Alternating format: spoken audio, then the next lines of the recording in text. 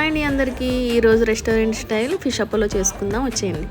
1/2 kilo fish boneless pieces తీసుకోండి. ఇప్పుడు అల్లం వెల్లుల్లి, పసుపు, బ్లాక్ పెప్పరు, సాల్ట్, కార్న్ఫ్లోరు, ఒక ఎగ్ వేసుకుని బాగా మిక్స్ చేసుకోండి. ఇప్పుడు ఫిష్ పీసెస్ని వేసుకుని బాగా కలుపుకొని అవి 2 అవర్స్ పక్కన పెట్టుకోండి.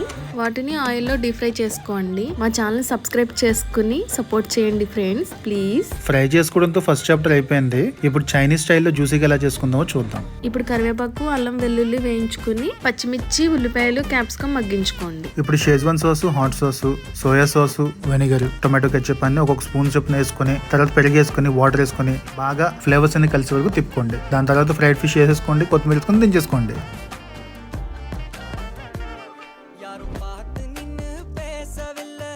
బంగారు నీ బడ్జెట్ ఫ్రెండ్లీ కాన్సెప్ట్ పక్కన పెడితే టేస్ట్ అయితే రెస్టారెంట్ మీద చాలా బాగుంది.